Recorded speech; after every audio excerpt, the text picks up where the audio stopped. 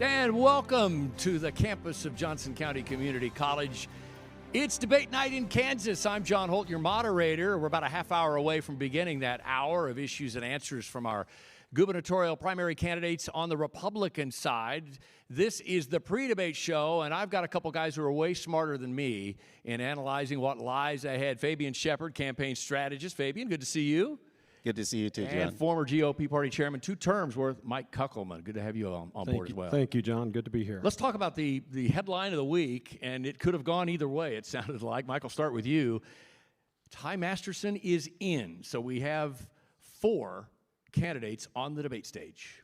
Right, and I think that Ty Masterson made the right decision in getting into the debate. I think folks here in Johnson County need to hear from Ty. He needs to participate in the debate. So I think ultimately he made the right decision. I'm very pleased he'll be here debating tonight. Fabian, how about you? This is a statewide debate, so everybody will see it. But that Johnson County, that's an important part of what lies ahead for him, right? Yes, Johnson County is very important. It's important to Ty, and it's important to all of the candidates. And I don't think it's sound counsel for anybody to skip a debate or a public event at this juncture. Well, while we're talking about that, one candidate is not on the stage. Vicki Schmidt, who's decided that the latest word we've had is that she won't do any this round. She is considered the moderate. What's her strategy, Fabian, on not taking part? Well, so Vicki has proven that she can win. She's in the Senate. She won all of her elections by 20 to 30 points. Vicki has a lot of moderate support, which is important in Johnson County. However, with 3 Democrats on the ticket, I'm not sure how much that moderate support will carry over if she does become the nominee. She has won statewide, too, as the insurance commissioner, so she's shown she can do that. But why not be on the debate stage? Is it the moderate versus conservative thing, and she's hoping the conservatives will divide up the vote and she'll be left standing? Well, I think that that's what she's hoping for. She's hoping that tonight there are candidates that attack each other, and she's not going to be a part of that. And, she has a history. She has votes that she would have to defend, and if she doesn't need to be here to defend those votes, maybe that's the right path for her, because she has been a popular insurance commissioner. She's done a great job as insurance commissioner, but defending some of her votes with Republicans here in the audience might be a little more difficult for her. Let's talk a little bit about the Trump factor, because that kind of got lost in the discussion on whether or not Ty Masterson would play ball tonight. How big is that, given the favorability ratings being so low for the president, although he carried the state of Kansas by 16 points? Yes, that's true. And the president was 100% on his endorsements until recently with Feenstra in Iowa. Right. So the president's endorsement, I think it's an important thing, especially in any Republican Party contest that you might enter. However, it didn't really push a lot of people out of the race. We saw one depart, so that's significant.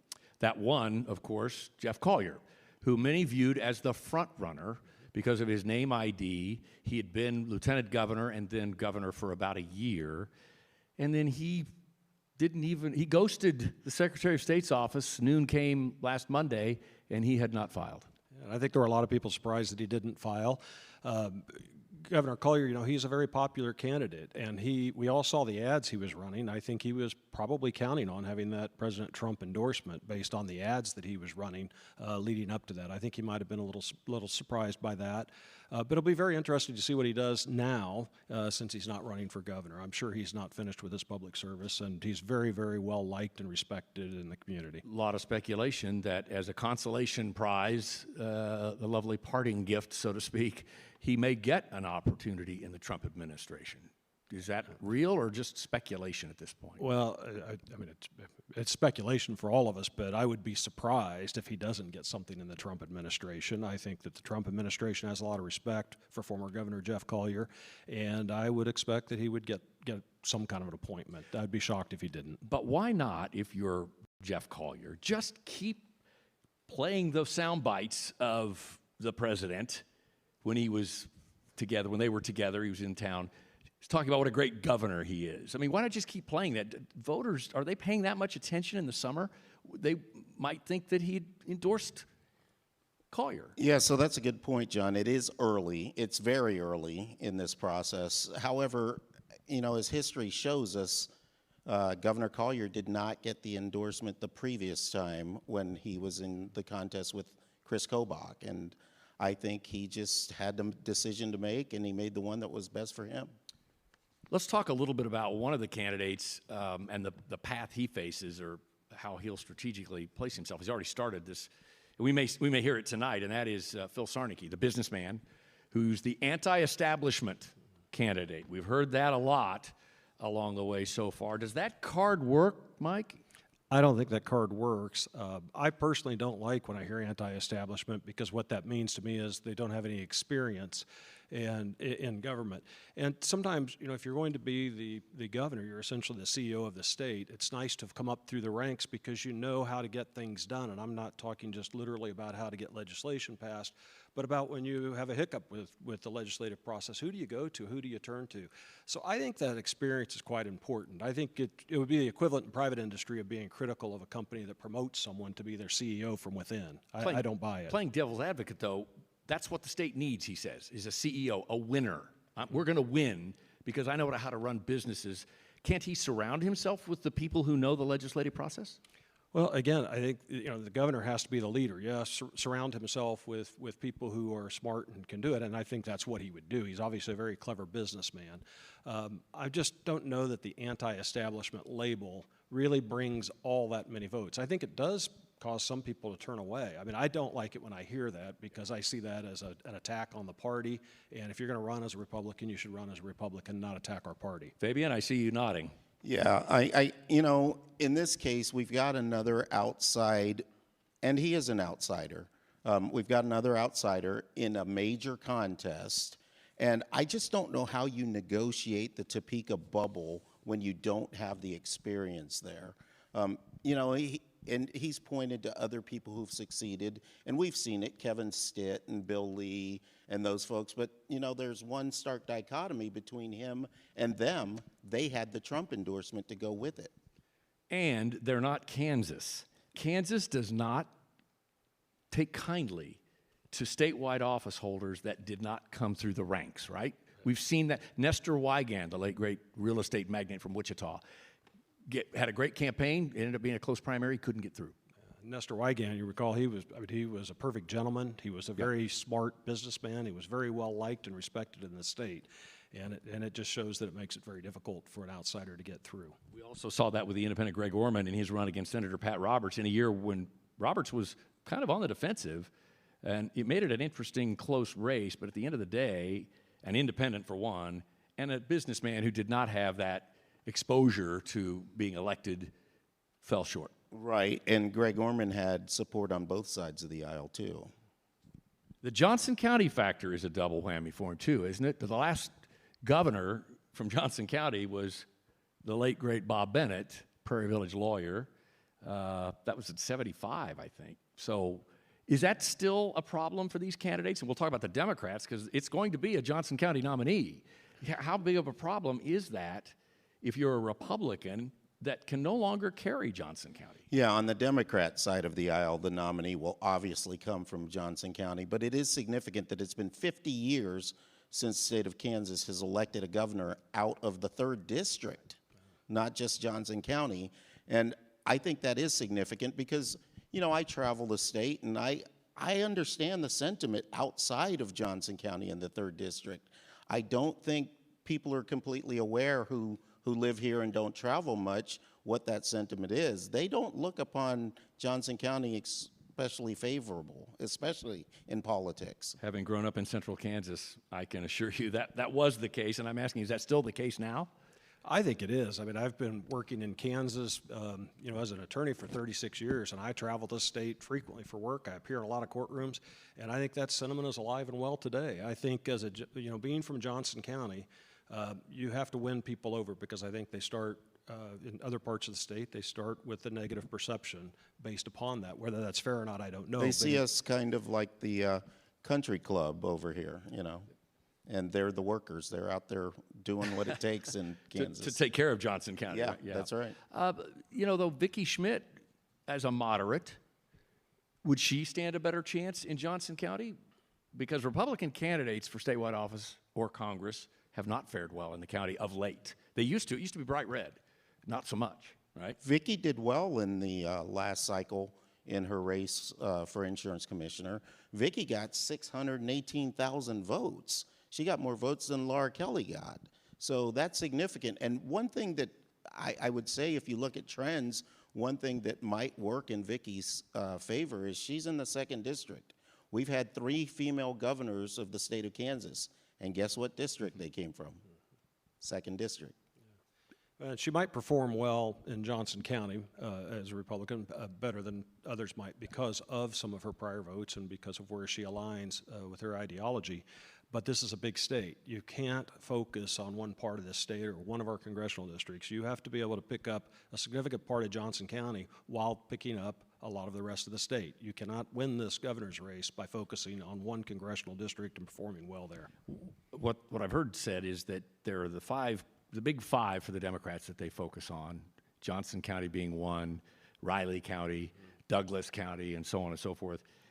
Just close the gap in Johnson County and win elsewhere for a Republican, right? Isn't that kind of the strategy? I think so. I think, you know, for conservative Republican, you can't count on winning Johnson County, but you can't ignore Johnson County. Again, that's another reason I'm glad that Ty Masterson is here to debate tonight, because you can't ignore Johnson County.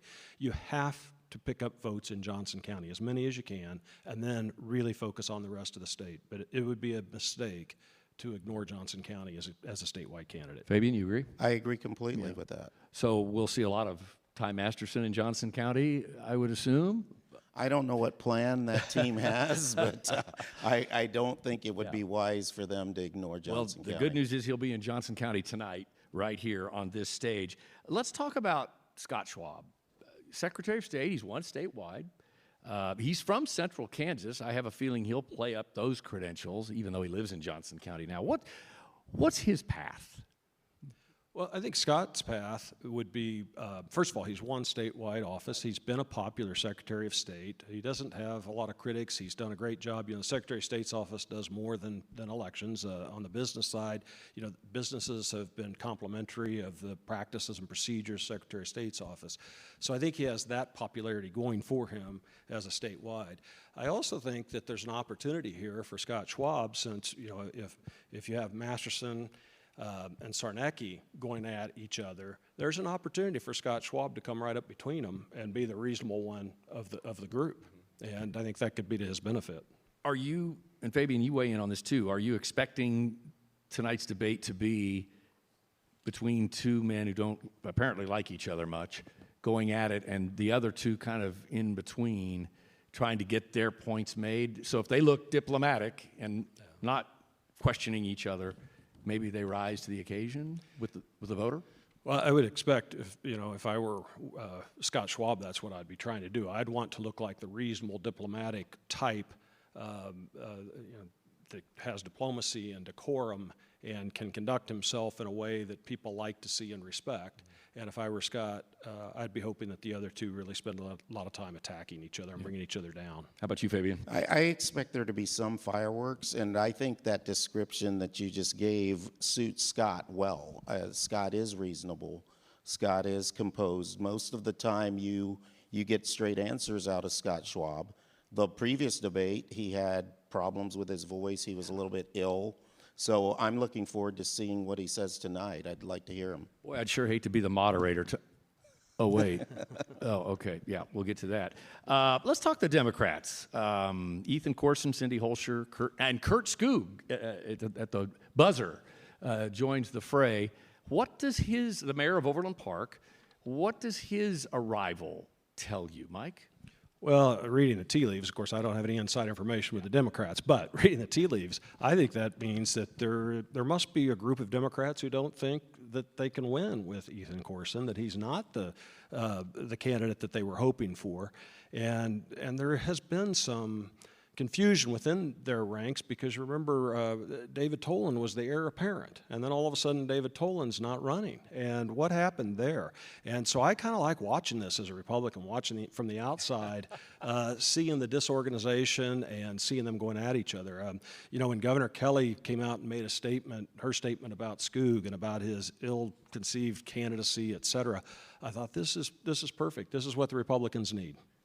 Right on cue. That was a great transition. We have that statement. We'll put it up here. Let me read it through. Her statement basically, a thrown together last-minute opportunistic attempt to divert my wholehearted endorsement and that of others who know, for the sake of our children, our business, and our state, that Ethan Corson must be the next governor of Kansas is foolhardy.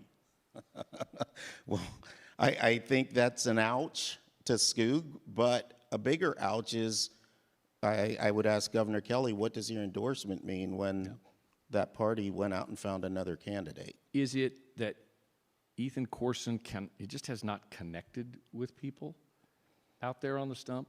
Possibly. I saw Ethan as the front runner in this, and then I started hearing reports that Cindy was leading him, and not leading him by a little, but significantly, substantially. So did it surprise me that Kurt Skoog got in? Absolutely. But I just don't know. We previously talked about the last time a governor was elected out of Johnson County, 50 years, and so the Democrats' idea is to run 3 people out of Johnson County. I'm not sure they're really respecting the history of Kansas elections with that. But they were counting on David Tolan, weren't they?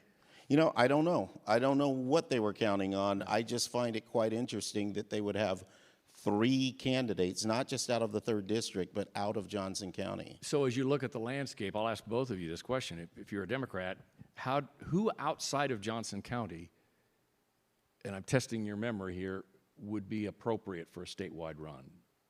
Anybody come to mind? For the Democrats? For the Democrats.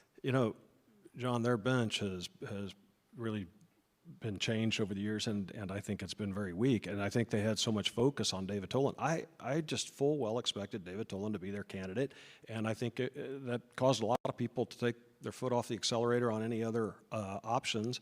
And now here they are scrambling at the last minute. And the governor even said that about Skoog, getting in the race, that he's scrambling at the last minute. I was hearing the same thing, by the way, about the polling. Yes. Of course, you don't see the polling, you don't see the questions. Is it a push poll for a candidate, whatever? But that Cindy Holscher was starting to pull away from Ethan Corson. Yes, which surprises me, actually. Yeah. But you know what? On this side of the aisle, there are very good, competent candidates, and on the other side of the aisle, they're formidable candidates, and the Republicans aren't going to be able to sleep and think that they're going to just push right through. Yeah. It's going to be competitive. So at the end of the day, whoever emerges from that pack of 3 right now, as we head into the midterm, August primary, A, from Johnson County, B, in Kurt Skoog's case, underfunded. How do you raise money that quickly? Yeah, and what really surprised me about that whole thing is that Ethan Corson didn't only have Governor Kelly's endorsement, he also had Kathleen Sebelius' endorsement.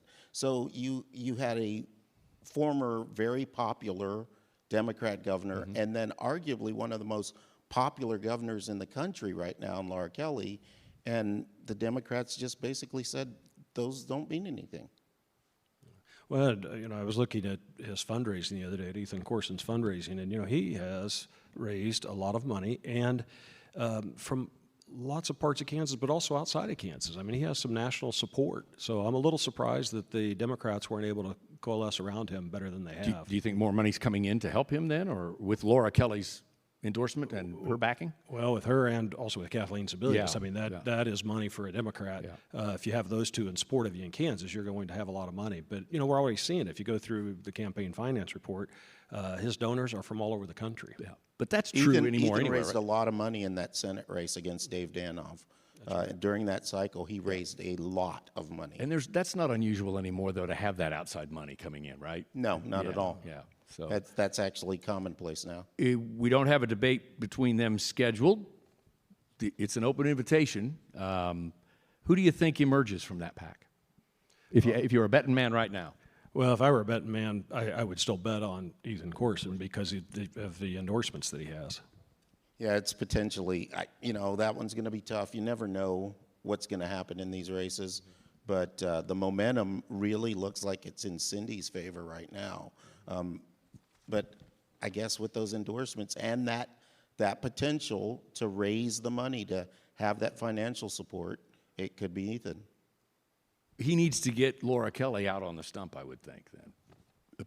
Particularly Johnson County and maybe outstate a little bit, where she is popular. Yeah. I mean, well, and when she ran her campaign, her middle of the road advertising, that was popular with people. There are people who aren't in the weeds where some of us are, and that was very popular to them. They liked that approach, the diplomatic, the statesman-like, out of the turmoil, and she sold it well. I mean, she looked right in the camera and said that she was a middle-of-the-road politician. Yeah, she did. She took the middle away from Derek in that last race. Yeah. Let's talk a little bit get back to tonight and what we expect from the candidates. Let's just go through each of them. We'll just start with Ty Masterson, who is in the debate. There was some concern he would not be. We were going to have 3 people up here instead of 4. I've said all along, we want Ty Masterson on this stage. I think it's going to be a better conversation. I think it'll be, I don't want to say entertaining, but it'll be interesting to see the strategy. What's his strategy tonight? I'll start with you, Fabian. I think Ty Masterson is going to need to continue to make the case that he has been making, that he is battle-tested. He's made the argument that he did his job in the Senate this past session, and he's going to continue to have to convince voters that he's the one that's most reliable because he's been there. He's done that. He understands Topeka, and he understands how to govern. He did his job in the Senate except get property taxes across the line. Well, and yes, that's true. And Ty would argue that the Senate did its part and the House is the one that didn't get it done. And that's right. Property taxes, I think that's a big issue all over this state. And I think Ty Masterson's going to have to address that and help voters understand why we don't have the tax relief that was promised. And he has an explanation for it. The issue becomes, it's a long explanation. I mean, we all kind of understand what happened, but it's hard to get people to sit still long enough because they want to hear a soundbite. But I think that he better focus on explaining some of those issues, especially when it comes to property tax. The one thing you hear over and over in this state right now is do something about my property tax. I can't pay more.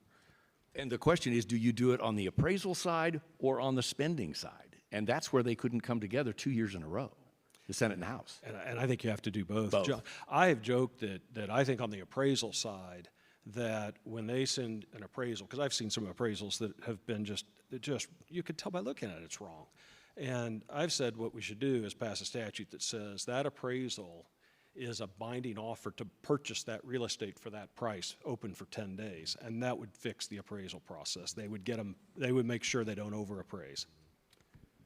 Let's see. We'll move. Let's go to Phil Sarnecki because those are the two. So you have the insider who's been in the Senate and now is president of the Senate and would go back to being president of the Senate, presumably, if he doesn't emerge. Phil Sarnecki's the outsider, anti-establishment. What's his strategy?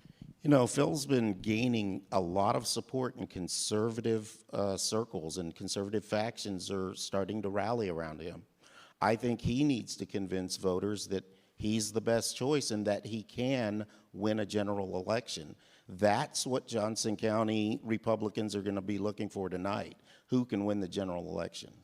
Mike, what do you think about Phil? What's he need to do? I think Sarnecki, his goal should be to come in and convince voters that he is going to take his business expertise, and he's been a very successful businessman, and he is going to transform that into being the governor, and he's going to deliver the same kind of results as a governor as he's delivered in the business community.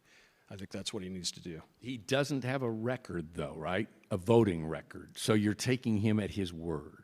That's the dangerous part, too, is that and that's why the anti-establishment thing always troubles me, because these are untested people. They can stand and tell you about anything, but we don't have a record to cross-examine them with. Yeah. What about Charlotte O'Hara? She's an interesting sort of outlier here. County Commission has been, her elected office role, and a loner on the commission as a conservative in Johnson County, which 15 years ago would not have been the case. She's in on the stage, what does she do? What role does she play, and how does she differentiate herself? You know, that's great that we just talked about Philip Sarnecki, because when Philip named his running mate, Joy Akins, Charlotte went right on the attack. She came out and claimed that Philip was claiming to be an outsider, but that Joy was an insider, and then talked about her history on the Chamber of Commerce down there in Wichita and the positions that they held as far as their legislative agenda for things that are not popular with Republican voters. But she's a school board member when it comes to elected office, right? Joy Akins. That's true. That's true. Now, Charlotte has had success, but Charlotte's also had major upsets because she lost arguably the most conservative commission district in the county. Were you surprised she named Michelle Dombrowski, her running mate, another Johnson Countyan who's been on the State Board of Education? Well, I was, because it goes back to what we were talking about earlier, how difficult it is to get elected from Johnson County, and to have your lieutenant governor be also from Johnson County. You have two Johnson County people on the ticket. That's just not a good combination. I think Charlotte overall wants to do things that are positive for our state, but I mean, she has a lot of room to cover in this debate if she is really going to be a contender. I think the position she's in now, I don't see a clear path for her. Is she any kind of a spoiler? Does she pull votes from anybody? That's always a concern. I mean, those votes that she takes would have gone to somebody. The hard part is, who would they have gone to? Yeah, that's the concern with having four candidates running, and somebody's going to pull votes from someone. We talked a little bit about Scott Schwab. What does he need to do tonight? You know, Scott, I talked about Vicky getting 618,000 votes in the last cycle. Scott got 581,000 votes. Again, more than Governor Kelly did. Scott has been popular in his elections. Scott's won elections time and again, both statewide and for the legislature. I think Scott just needs to convince voters that he is the man that also, like Ty, is battle-tested and can do the job and knows how to govern. Your thoughts on Scott Schwab, the role he could play tonight and going forward here? Yeah, I think there's a good opportunity here for Scott Schwab to come in and differentiate himself. I mean, Scott has done a great job as Secretary of State overall. He's been a very popular Secretary of State. He's won statewide office. That's important. I mean, he's going to have name recognition in other parts of the state outside of this third district. And I think that's important, that Scott will have that name recognition. And, I think Scott, when he takes the stage, again, he ought to be statesmanlike, and he ought to be positive, and he ought to deliver meaningful messages about what he would do as governor, because Scott understands how the process works. I mean, he's been in Topeka, he's been in the House, and now as Secretary of State. So I think he can use all of that to demonstrate that he can lead this state. And he selected another insider as part of his team, the lieutenant governor candidate. He did. He selected someone from the 1st District, which is refreshing because there would have been an absence of the 1st District otherwise. And that was surprising to me. You asked about the surprises on the Democrat side. On the Republican side, not having a candidate from the 1st District is unusual. Well, Congressman Mann's holding out for something else, isn't he? Well,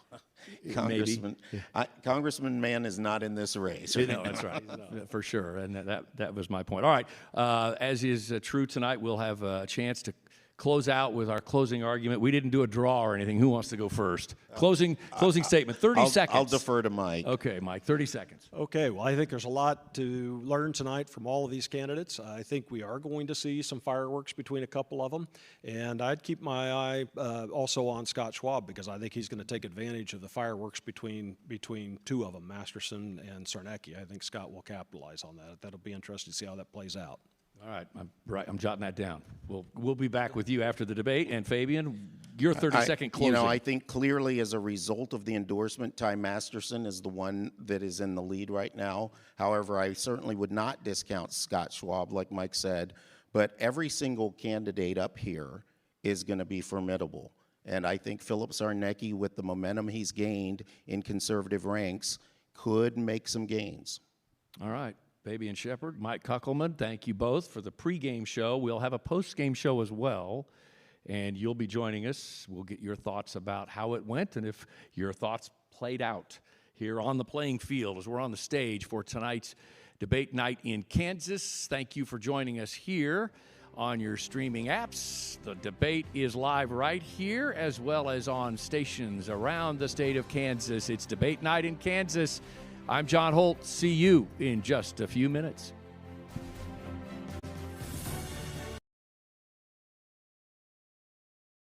Inflation, tough choices on education funding, and speeding up or slowing down progress in AI development.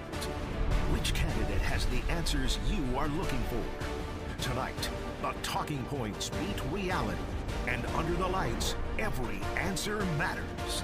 For generations, Kansas has been where the nation's defining debates take center stage. The president has made his pick in the race. Now it's time for you to make yours.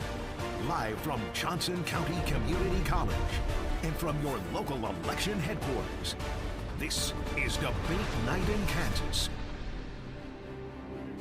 And hello, welcome to this Republican governor's primary debate live from Johnson County Community College, brought to you by the Republican Party of Kansas and by the Nexstar Media Group. My name's John Holt. I'll be your moderator tonight, leading the conversation with our candidates. Looking forward to it. Honored to be here. We'll be streaming and broadcasting live across the entire state of Kansas, thanks to our affiliates statewide, all 105 counties. Let's get you right to the rules now. Each candidate will get 60 seconds to answer my questions. We'll allow for 30 seconds of follow-ups and up to 30 seconds for any rebuttals. Candidates, when your time is up, you will hear that bell right on time. You'll also get 30 seconds for a closing statement. Now, we did a random card draw, as you know. Prior to the debate, we determined that Scott Schwab will lead us off tonight, and we're going to begin with, well, you say data, I say data centers, as it were. Signs like this have gone up all over the state. This one around Wichita, one of the latest proposed data center locations. Critics concerned about power and water usage. Now, you all support guardrails. You've said that throughout this campaign to protect electric ratepayers and water use, but your approaches are a little different. So, Mr. Schwab, let's start with you. You've said you feel data centers should be under local control. Local was what you said back in February. Explain why it should be under local, not state control, and be specific. 60 seconds. Sure, and thank you, John. Thank you, Nexstar. Thank you, Johnson County JCCC, and my wife, who normally doesn't come to these things. She says it's often like watching C-SPAN, but she can't change the channel. So I was glad to be with us tonight. The reason why is because what's good for eastern Kansas or south central may not be good for western Kansas. And every time you try to do a monolith policy out of Topeka, it works about as good as when you do a federal monolith policy coming out of D.C. It just doesn't work. There are some communities that want data centers and they embrace them. They're not in the news that much. There are some that don't. So that county commissioner, those city officials, they're duly elected. They can be held accountable for the decisions they make. Now, there are some growing communities in eastern Kansas that they want to put their increase as it relates to their infrastructure and water treatment facilities on the back of big tech, as opposed to raising property taxes. That's a legitimate conversation, but it's not a conversation out of coming to Topeka. That's made by the locals, because otherwise people are not going to like their policy. Thank you, Mr. Schwab. Mr. Masterson, you're up next. You want to, quote, make sure data centers are not costing the locals another dime in energy costs. That said, would you require them to provide their own power? Then you have 60 seconds. Oh, absolutely. I mean, short answer is absolutely, right? I mean, the overarching battle we have in the world is what I agree with President Trump on. One of the reasons he endorsed me is that we do have this battle with China. You know, a Cold War, a tech Cold War, if you will, in the battle that we can't lose. But ultimately, the decision has to be made at the local level. The final say needs to rest there. There are places they make sense, places they don't, but they should provide for their own power or pay for or in excess their own power. The key is that to have no costs come off on any of the locals in the area. They don't use resources unduly, and you would never allow for eminent domain for a private usage. So as the guardrails are there and the locals want them, we need to participate in the Cold War. Thank you, Ms. O'Hara. You posted this on X recently. Day one, you would issue a statewide moratorium on data centers. Are you concerned that a moratorium, any kind of delay, would simply send them to other states who would then reap the economic benefits of those centers? Well, first of 60 all, seconds. Thank you. First of all, I want to go back just a little bit. In 2025, our Kansas legislature passed SB 98, which gives data centers 20 years of sales tax exemption. That was actually one of the reasons that we have such a stampede coming into Kansas on these data centers. And then at the local level, due to state statutes, the locals are giving these data centers huge property tax abatements. So the problem is that they're being showered with tax abatements. And every time that you give an abatement, it's going to cost somebody else to provide the services for that structure. And that is you and me. As far as the increase in power, an example is out in Phoenix right now. They just said that they were going, they came up with a compromise. Thank you, but let me, just a quick follow-up if I could. The question was, do you have concerns that they would move to other states where the construction, the jobs, and then the money that they would spend in those states? So is it a permanent moratorium, short-term? And even then, wouldn't developers just move on? We need to have the moratorium until we get a hold of these tax incentives, because they need to pay their fair share. And go to another state, if they want to hand them out all of these goodies, it's not, it isn't going to be good for Kansas. Thank you. Mr. Sarnicki, you support giving voters in each county the power to decide whether they want a data center. That's part of the plan you recently unveiled. Let me ask you this, with a patchwork of 105 counties, the complexities of what developers might be dealing with, don't you run the risk that these developers will say, we're moving on from here? You have 60 seconds. Yeah, thank you, John. First of all, Charlotte is right. The reason that the data centers are pouring in is because Ty Masterson and the career politicians gave the data centers 20-year tax breaks last year. This is to go along with all the tax breaks they've given to the wind farms and the green energy, et cetera. And so we've come out with a 5-year plan. The technology on this is changing very, very quickly. And our plan, I don't believe the people in Johnson County should tell the people in Lincoln or Goodland whether or not they should have a data center and vice versa. I do think the people locally should decide that. And our plan, which Ty basically just stole and mentioned my plan, which is a no undue burden on water resources, no increase in electricity, no eminent domain, and then if the people of Goodland, Kansas, if they want a data center, then they can absolutely have that data center as long as those parameters are in place. But we need the parameters over that 5-year period of time while this is changing dramatically. Take a look at what NVIDIA just came out with. We're going to have data centers in small rooms in 10 years. Thank you, sir. Yeah, the rules allow for a rebuttal. Let's up to 15 seconds, sir, if you want to respond. 30 seconds. 30 seconds? I would like to have my 30 seconds. All right, we'll go with 30. The more I learn about my friend Phil, the more I think he's a Democrat plant. I mean, all you have, well, thank you for bringing that on. It's all he has are half-truths and lies, and I know why he's angry, because President Trump evaluated this race. It was not a real challenge. He evaluated the race. He completely and totally endorsed me, and he wanted nothing to do with Phil Sarnicki. So I understand why he's angry, but he's actually been funding Hakeem Jeffries and Chuck Schumer. Thank you, sir. Thank you. Let's move. John, I'm going to give you 15 seconds here. We're going to keep moving. Got to keep moving. Got to keep moving. Go ahead. Okay. Well, Ty posted something. By the way, my mom's here tonight, so to call me a liar, be very, very careful, because she's not going to like that. And I'm not lying. You can look all of this up. I have made one donation to a Democrat in my life. It was an insurance commissioner 15 years ago for $250. Look it up. By the way, that lie came out the day after I turned Ty down to be his lieutenant governor. Thank you, sir. Let's move on. That's when that came out. So notice the timing on it. Thank you, folks. Now, we're going to move on now. And folks, remember, your cheering takes time away from our candidates. Let's go to the Chiefs now. We're the Chiefs Kingdom. They're coming across the state line. So we're going to do a little poll here. I'm going to ask you to raise your hands. Who supports the Kansas deal with the Chiefs? Raise your hand. All right, we have Mr. Masterson and Mr. Schwab. Ms. O'Hara, Mr. Sarnicki do not. Mr. Masterson, why do you support the deal with the Chiefs? 60 seconds. It's about the jobs. It's about the jobs, the billions of investment, the hundreds of millions of new tax revenue coming in, because our kids need opportunity. That is, again, why the president endorsed me. He understands we need not just things made in America, we need investment in America, and I want those things in Kansas.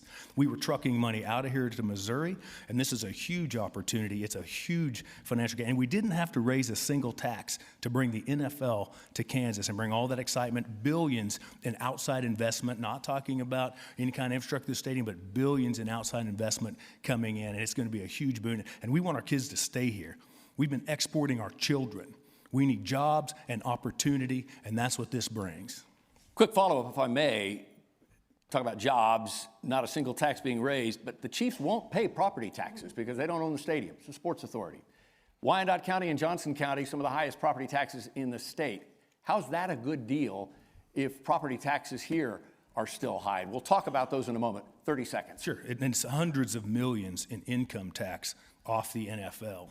And there's going to be millions in property tax paid in all the ancillary development. Look at the Kansas Speedway. That 1,200 acres paid almost nothing 30 years ago. Now that same 1,200 acres throws off $30 million in property tax and $1 billion in taxable sales. The problem they don't have when they're not getting property tax relief is you have a local government that won't do it. The money is there. Ms. O'Hara, you did not raise your hand. Please explain why. You have 60 seconds. Right. So I have been against this from the very beginning when we passed the legislation.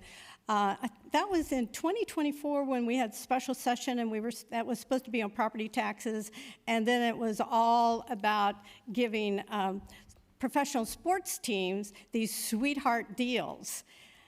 It doesn't work. We've been trying this for 40 years. And it doesn't matter whether it's the Chiefs or if it's Panasonic or if it's Sanano, a Chinese company. It doesn't matter. It doesn't work. It was supposed to broaden the tax base and then lower taxes for everyone. 40 years. We passed this in 1986. Has anybody seen their property taxes or other taxes go down? I don't think so. It doesn't work. It's a false narrative. And post-legislative audit shows that at least 70% of these companies would be here anyway. I mean, we gave $154,000 to Fiserv to come into Sprint Center. They lost 70% of their value in the last 12 months. Let me do a quick follow-up, if you don't mind. Oh, no. And it relates to some of what Mr. Masterson said. There are only 3 teams right now in the NFL where the owners built the stadiums. That's just the way it's done in the NFL. You have a team competing, 2 states, Kansas and Missouri, jobs, $1 billion. The Chiefs say they provide the economy. Did the state really get a bad deal at the end of the day when the Chiefs are paying 40%? 30 seconds to respond. Absolutely, this is a bad deal. We're going to own a stadium that we're getting $7 million a year that goes into the maintenance of that stadium. We're getting nothing. We're getting nothing out of that stadium, and we're going to have to be responsible for it. There's no property taxes coming to the state from that stadium. The deal was way too sweet. I mean, you read articles all across the United States. It's the sweetest deal that's been given to any sports team in the United States. Thank you, Ms. O'Hara. Mr. Sarnicki, you didn't raise your hand either. 60 seconds to explain why. Yeah, it's not that I'm against the Chiefs coming here. It is the timing of the deal, and it's definitely not the deal that I would have made. I think this is what happens when you get career politicians negotiating business deals for the first time in their lives, and it's the largest business deals in the history of the state. Our economy, CNBC last year ranked our economy as a state 48th, and they gave us an F. Moody's said we're already in a recession. And this deal that's happening here, here's one of the things that Ty and Laura did together in the Career Politicians. They gave themselves, with our economy where it is, highest income tax in the entire region, property tax is totally out of control, as everybody knows. They gave themselves a luxury suite paid for by all of you, the taxpayers. And I just think that is tone deaf to what's going on out there right now. And it's not, now, here's the reality.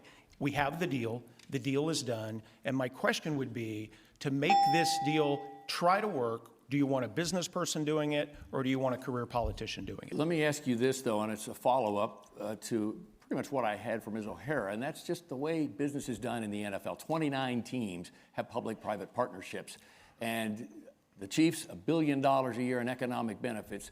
In the long run, it's a bad deal for Kansas? 30 seconds.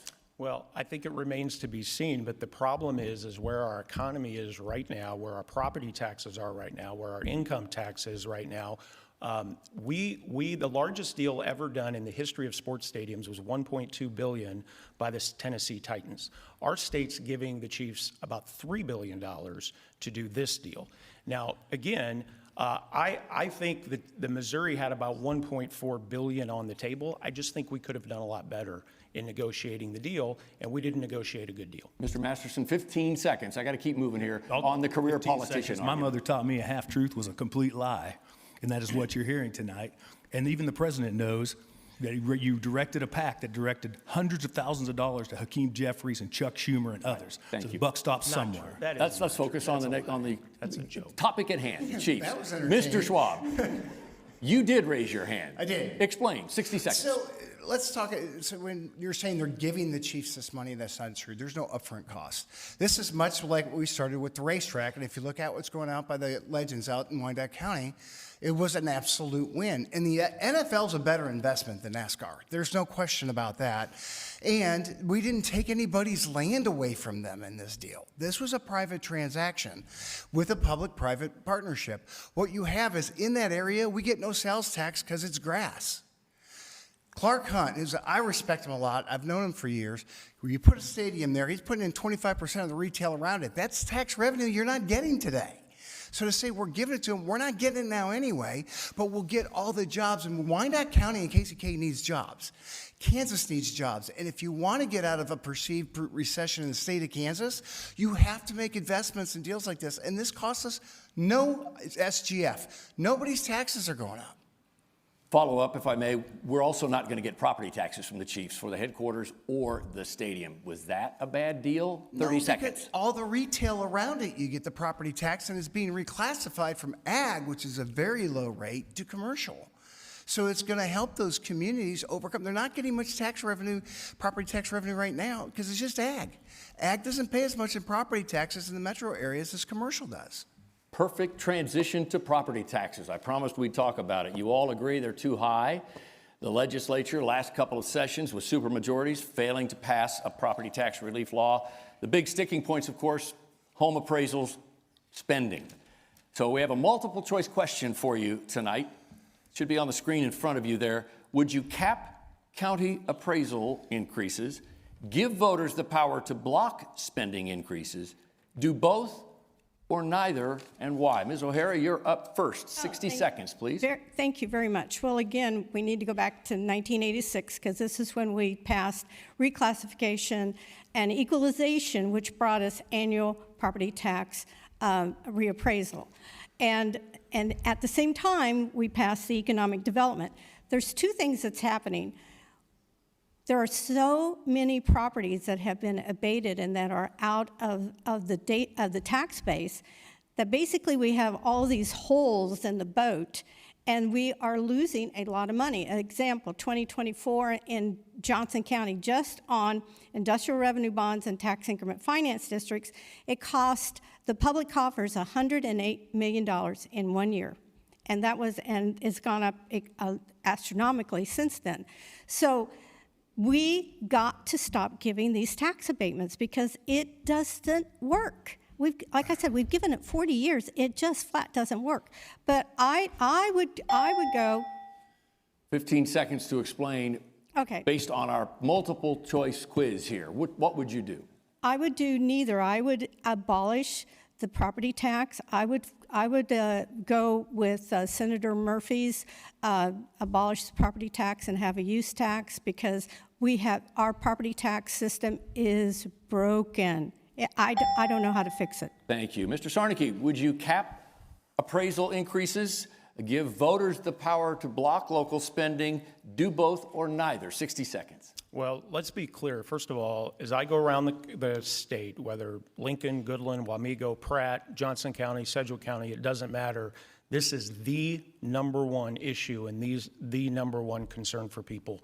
I've talked to so many people, ladies and people that have had to sell their homes because of their property tax increases. And for 3 straight years, Ty Masterson and the career politicians have promised property tax relief. They said it's a top issue. We're going to get property tax relief done. For 3 straight years, they've done that. And for 3 straight years, how much property tax to the people at home have you received? How much property tax relief? That's right, none. However, green energy, wind farms, Panasonic, foreign companies, they've all gotten property tax relief. So there's property tax relief to be found, just not for the people of the state of Kansas. Do you know why that is? That is because of a lobbyist and the special interest that have tie in their back pocket. And by the way, I would do both, because you can't just do the appraisal, because you still have a problem, and you have to cap the mill levy side as well. Otherwise, I'm going to raise give the mill levy. Mr. Masterson 30 seconds to respond. Can I have my whole full minute to answer the question? No, and 30. respond, or just... We'll come back to you on that. Yes. Gotcha. Right. So, Yeah. Quick response is we didn't fail. The Senate performed, and that's also why Trump endorsed me and sent me a letter telling us that our leadership is what positioned Kansas as a model state in the nation to implement conservative values. That was in the letter from the White House, because we passed multiple times through the Senate. By the way, we'll get to the question, both, right? You have to stop it because we are taxing on unrealized gains. We didn't fail, we succeeded. A small group of Republicans, phony Republicans, they sided with the Democrats and stopped it in the House. All right, we'll come back to you. Let's go to Mr. Schwab. Would you cap spending, appraisals, neither or both? I would 60 do B. seconds. I do B. You do not want a static cap in the appraisals. It's anti-free market. It's going to hurt real estate development and opportunities to grow our economy. And that's in my BALD plan, which is better affordable living by decreasing property taxes. It was the first one to come out with a written detailed plan with 9 points, and 3 points were introduced in the legislature this year.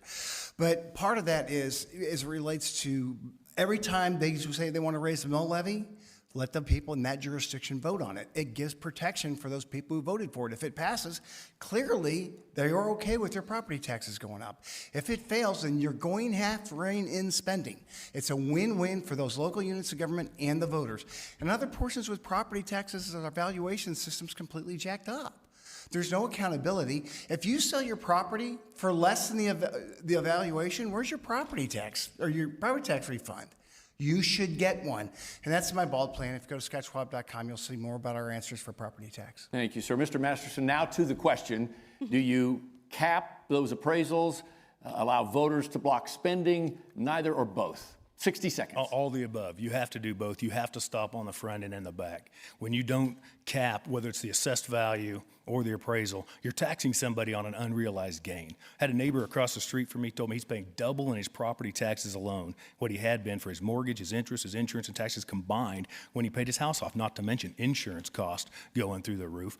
But you have a guy that was being literally taxed out of his house, and on the other end of that scale, you have my wife and I have 6 children, adult children, all choosing to spend their lives here in Kansas. So we have vested interest in solving this problem, and they're having trouble affording a home. First-time home buyer age just crested 40. Property tax is something that has to be tackled, cannot be ignored, and you have to have a front door on the appraisals or the assessed value, and you also have to have the voters stop outrageous spending. Let's stay on the topic of taxes, but reverse it now to spending. So we'll keep the same order here. The state is now on track to spend more than it collects in revenue over the next 2 fiscal years, more than $1 billion by my math, which isn't always great, but I've come up with that, partly because of tax cuts and increased spending. You're all talking tax cuts here, so what are we going to target to get spending under control? Ms. O'Hara, you'll start us off again, 60 seconds. Thank you. Well, this ties into education. Everyone knows that our schools are absolutely in a spiral downward, and what are we going to do? And what I would do on that is I would close the State Department of Education, which costs $30 million a year for paper shufflers. But then we have to stop taking federal funds, and then that would stop the federalization of our education, and then put that to the decision of the local districts as to what the curriculum is going to be. That's $300 million. And then SB 254, which unfortunately passed but was vetoed by the governor and unfortunately was not even brought up for a vote for a veto override, is SB 254, which bans any public money going to illegal aliens, which would have saved us $600 million. Then audits on SNAP and Medicaid, those are the favorite places for the scammers. We have got to block the holes where we're absolutely losing money. Thank you. Mr. Sarnicki, what spending would you target to bring the budget back in balance? 60 seconds. Yeah, well, let's be clear. We have a $26 billion budget in the state of Kansas, and under Ty's leadership in the last 7 years, $10.5 billion has been added to that $26 billion in spending as he's presided over a supermajority. Ty loves to spend your money. In 2015, he signed off on Sam Brownback's budget, which blew a $900 million hole in the budget of the state of Kansas. He also got steamrolled by Laura Kelly on her budget, signed off on this year, and as you said, we've already had 4 straight months where we've had more spending than we're bringing in revenue. We're running a deficit for 4 straight months in a row. We will audit. One of the things I will do as governor, I will come in and audit every single department and agency with an outside auditor. I know the people that do it. We've already talked to somebody in New Jersey who's done 2 states, and we're gonna get out the waste, fraud, and abuse, and it's about $2.5 to $4 billion out of that $26 billion budget is what we believe. Thank you, sir. Anything else? A quick follow-up here that you would cut without auditing. What would you focus on right now? Yeah, 15 seconds. Well, you have to go in and audit it first. You have to do some fact finding to know exactly where and how much that you would cut. But mostly, there's a lot of waste in our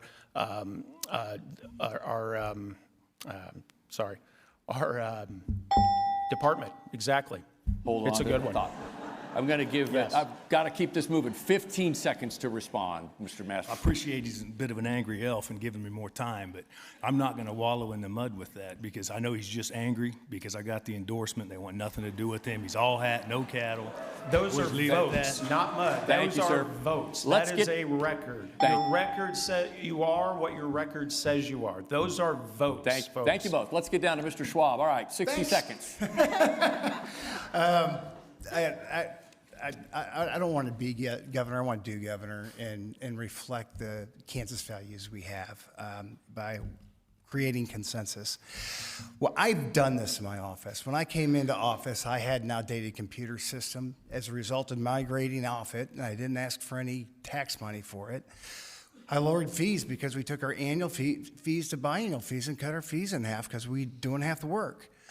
We're in technology debt in the state of Kansas. And yes, K through 12 is a big sector. I wouldn't say don't take federal money because that's just going to increase costs on Kansas and send more of their dollars to DC where it should be here in our communities. But we are in technology debt. We hand paper from building to building. It's not online. I brought the rules and reg process online because the governor didn't want to do it. And it's saving the state $5 million a year. We aren't even good enough technology-wise for today. And we have more technology than we've ever had in the history of this planet, and we're not using it, and it's costing us money. Thank you, sir. Mr. Masterson, you said in the Wichita debate, we're going to continue to ratchet down in terms of taxes. That was in January. So what spending would you target in order to get things back in alignment with our budget? 60 seconds. Yeah, thank you. And we've been doing that. I have a record of making that work, making the budgets work. And by the way, we passed $1 billion in tax cuts. I don't know if everybody caught that in your preference to the question. Part of that deficit is you're cutting taxes. And you have to do that in government because what I've learned in my time there is you have to choke government because even good people want to spend on certain things. So you have to keep cutting taxes. That forces the pressure down. It forces you to cut spending. And we will continue on that path when I'm governor. Thank you, sir. Let's move on to the topic of abortion. As you know, the Kansans voted to keep abortion legal with the 2022 vote. A woman can get an abortion up to 22 weeks with an exception for life and the health of a mother. The number of abortions performed in the state has gone from 7,800 in 2021 to more than 19,000 last year. 75% of them from out of state, making this a regional hub. Now, I know you're all pro-life, and I know you're all concerned about the election of judges, and we're going to talk about that in a moment. So I want you to confine your answer to this. Given the current status of the court, strict scrutiny, what specific policies would you pursue to limit the number of abortions in this state that would stand up to the Kansas Supreme Court? Mr. Sarnicki, you're up first, 60 seconds. Well, Heidi and I have been, huge supporters of the pro-life movement for a long, long time, both financially and in our time as well. And I just think it's something that needs to be approached with care and compassion. But the Supreme Court is a massive issue. And I encourage everybody that this is how we used to elect judges, Supreme Court justices in the state of Kansas. And that constitutional amendment that's on the ballot this fall, we need to go and we need to vote for that constitutional amendment so that we will then know the people that are on the Supreme Court. We have, with our current system, not to get into it, because you said we'd get into it in a minute, we have 6 liberals, we have 1 conservative, and that system needs to be changed because nobody typically even knows who those judges are or who they're voting for. And so that is where the whole thing starts with this issue, and we have to fix that in the fall. Again, I asked, what policies would you propose right now, though, that would pass muster with that court, which is going to be in place for a while?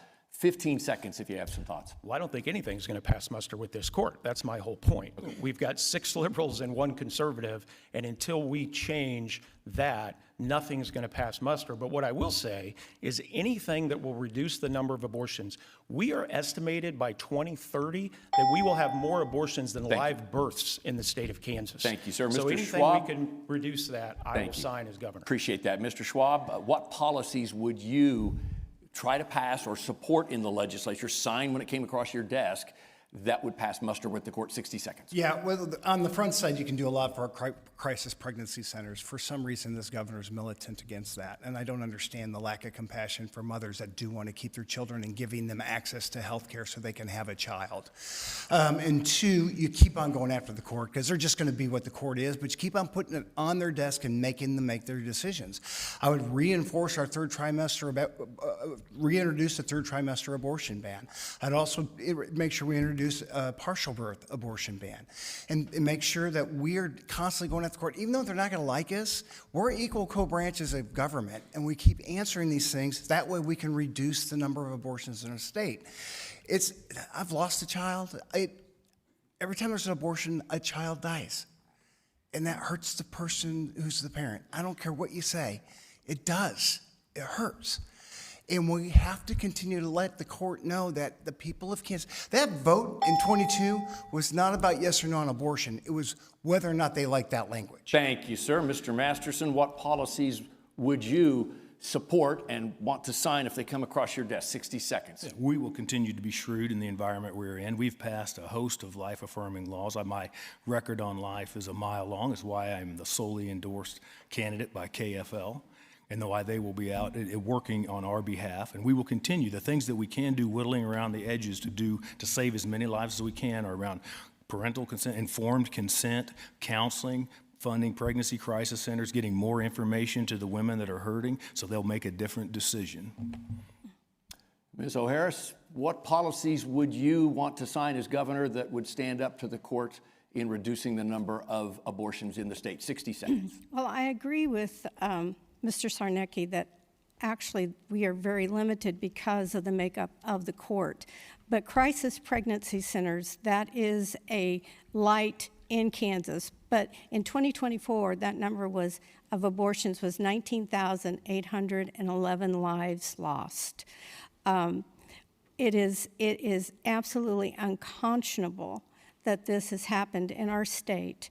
And as we look back in our history, the Hody decision in 2019, our court found in our Constitution that was written in 1859 and brought in with us as a state in 1861, found the right of abortion in Section 1 of our Bill of Rights under life, liberty, and the pursuit of happiness. How twisted is that? But yes, we need to focus on crisis pregnancy centers, make sure that we're giving mothers and fathers the information that there is help. Thank you. Let's move on to affordability. That's the buzzword of these midterms coming up. The average price of gasoline right now in Kansas, about $4. Diesel fuel, about $5, which of course farmers rely heavily on. That 25-cent per gallon roughly fuel tax, would you support a fuel tax holiday? Mr. Schwab, we'll start with you, 60 seconds. I would sign it, but I wouldn't be a huge pusher because one holiday doesn't give people that much of a break. What we have to do is make government more affordable. Right now, the gallonage tax on gas is too high. If you're going to cut it, you need to have a true static cut on gallonage, and not just for one day where people are going to go fill up their tank.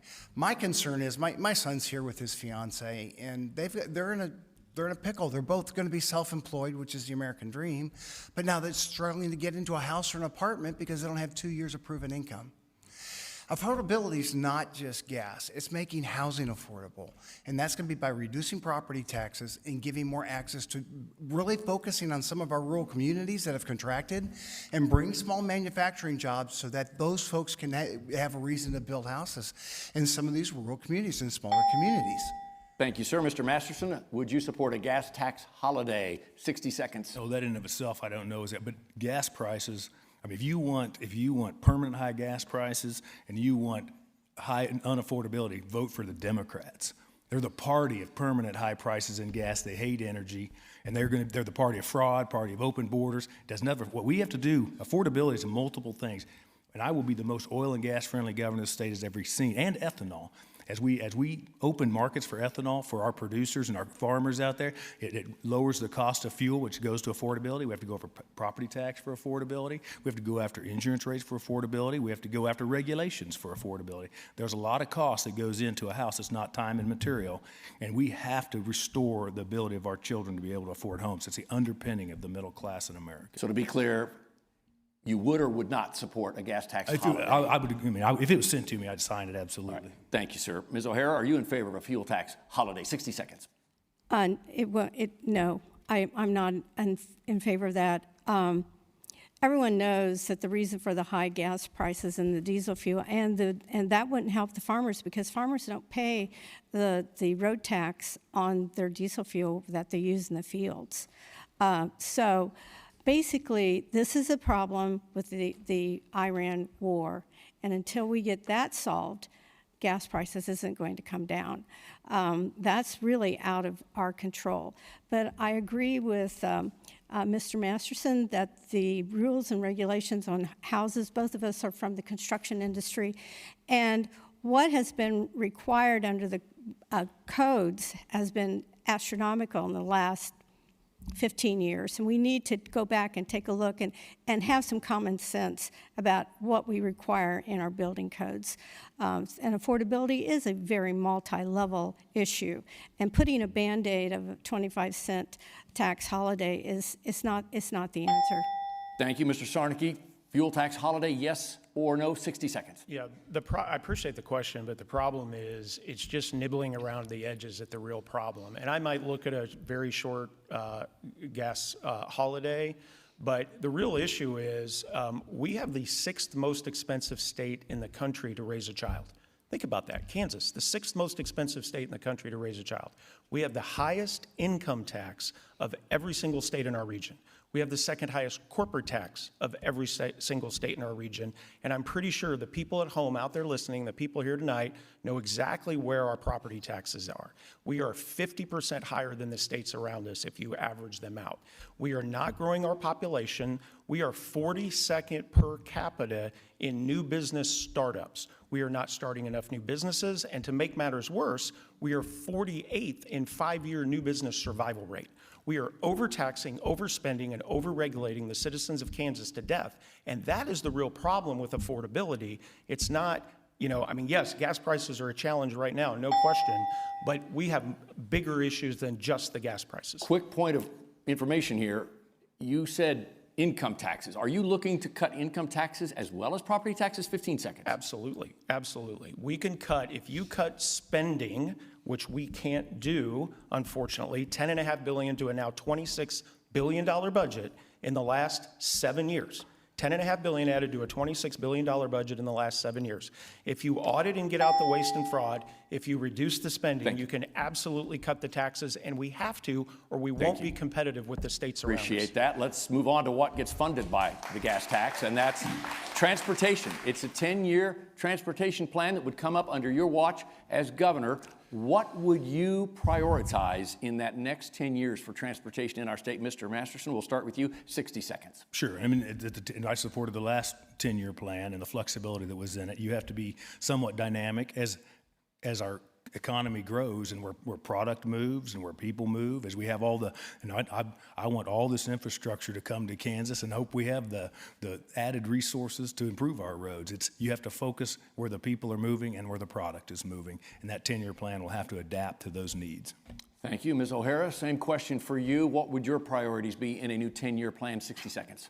Well, I think that our 69 highway toll project is probably the worst boondoggle that we have had in decades. The most endangered species in Johnson County is a human using the toll lane. They're not using it. And then, so we spent how many hundreds of millions of dollars on this unbelievable project with 3 flyovers at 123rd Street. And then I drive out to Garden City, I-70, Highway 83 South. There's not one passing lane. There's not one turn lane. There's semis all over the place. The misallocation of money in KDOT is breathtaking. I mean, all we have to do is look in our own backyard. We have sound walls. It's ridiculous what we did. And the design on it is unbelievably horrible. Thank you. Mr. Sarnicki, what priorities would you have in your next 10-year transportation plan under your watch? I did 60 use that. seconds. I did use that once. There was a lot of traffic, and so I went around. You were one of them. Yeah, I was the one. And I will say, by the way, it was lovely. There was nobody there. I mean, it was really nice, you know. But you know, there are not a lot of people using it. To Charlotte's point.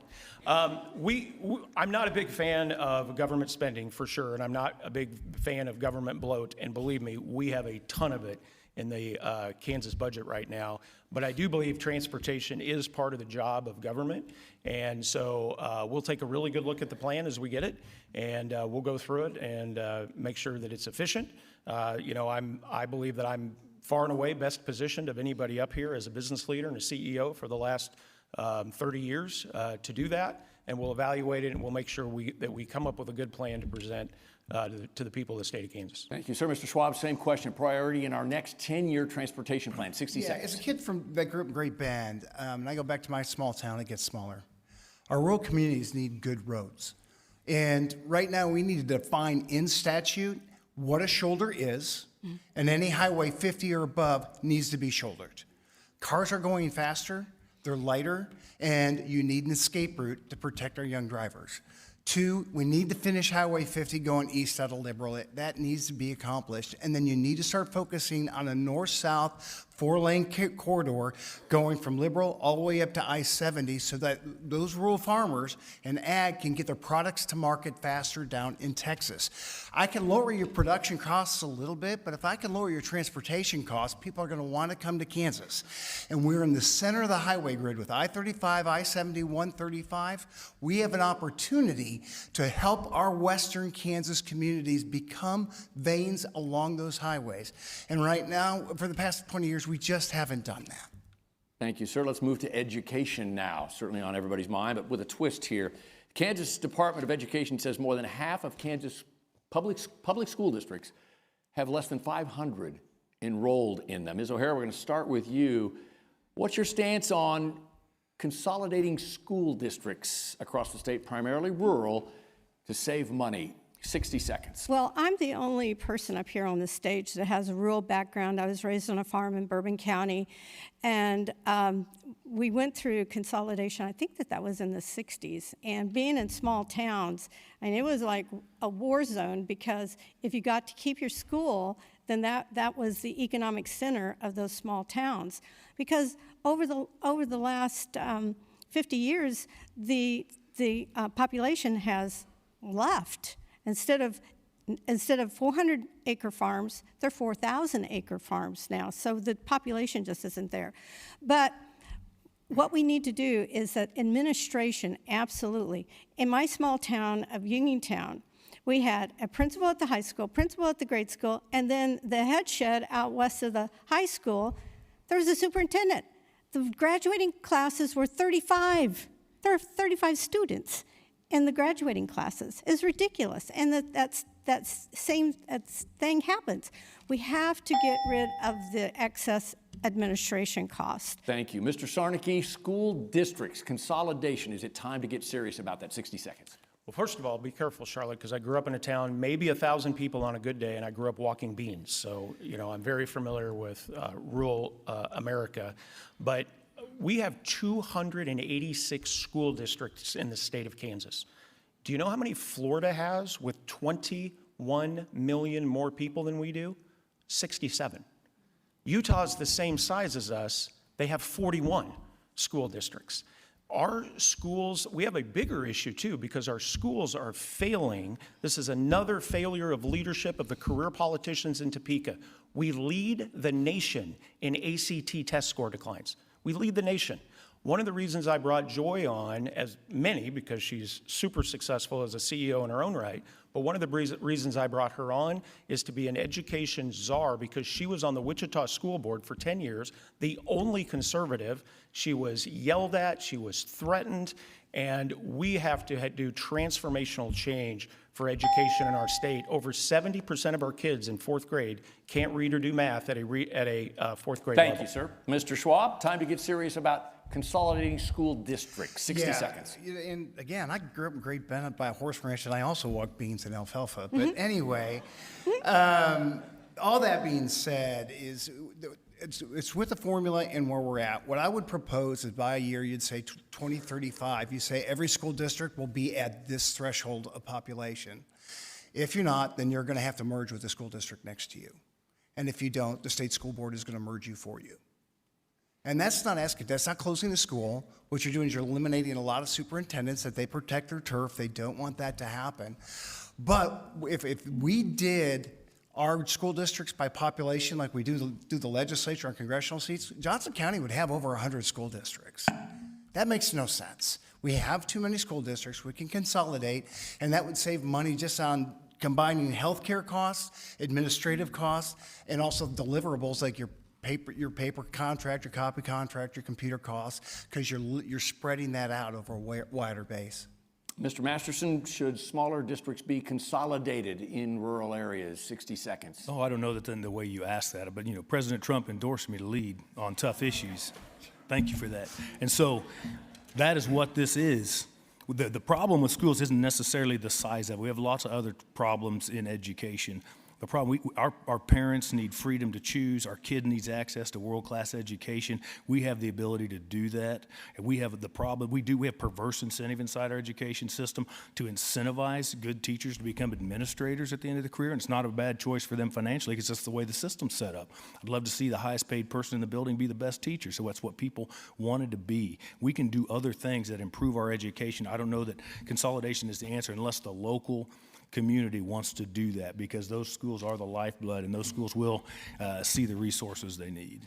Quick follow-up. If you do consolidate and have fewer of those administrators you just talked about, don't you have more money for classrooms? 15 seconds. Oh, absolutely. I mean, if taking care of an administrative bloat is as long as you're not damaging the local community, that's absolutely a concern. That's even a bigger concern like Wichita, which part of my district's in Wichita, where you have an entire administrative building. Thank you, sir. Let's move on to medical marijuana. The Trump administration recently reclassified it more like a prescription medicine. Does that new classification, plus the chance to add to our revenue stream by taxing it, change your mind about your support of medical marijuana in Kansas? Mr. Sarnicki, we'll start with you. We're going to cut to 30 seconds for your answer here so we can keep moving on. 30 seconds. No, it would not. The THC content in marijuana in the 1970s was about 3 to 4%. Today, it's around 30%, and some of the vaping products that are used, it's like 90%. These are causing hallucinations, they're causing schizophrenia, they're causing anxiety. And if you go to Oklahoma or you go to Colorado, and I've watched interviews with the police, I've watched interviews with legislators, and they are very, very sorry that they did this. Thank you, sir. Mr. Schwab, 30 seconds. No, especially if it's not FDA approved. First off, I've never met somebody who did marijuana on a regular basis and suddenly got smarter. It doesn't happen. And two, it's really incumbent that we make sure that we have a rapid THC test first for people on our highways. They could be stoned and we don't know because we'd have to do a blood draw to find out if they're high. You can't do a breathalyzer test. And I don't understand, and we're not going to tax it because we don't tax healthcare in Kansas, and I don't think we should be taxing healthcare in Kansas. That's just going to drive up the cost of healthcare. Mr. Masterson, 30 seconds here again, same question. Medicinal marijuana. Yeah, short answer is no, that didn't change anything. I am supportive of the research on it because I think the research is going to show you just how dangerous it is and has become. If you look across this nation, there's so many states that have, medical marijuana that for all intents and purposes is recreational. And the money that it's bringing in is not covering the social costs that is happening to those states. So the short answer is no. Thank you. Ms. O'Hara, same question to you. 30 seconds. No, and I sit across the table from this on a weekly basis when I go into the Juvenile Detention Center for the Bible study with Ron Stiles. I see these kids coming in that have terrible drug problems.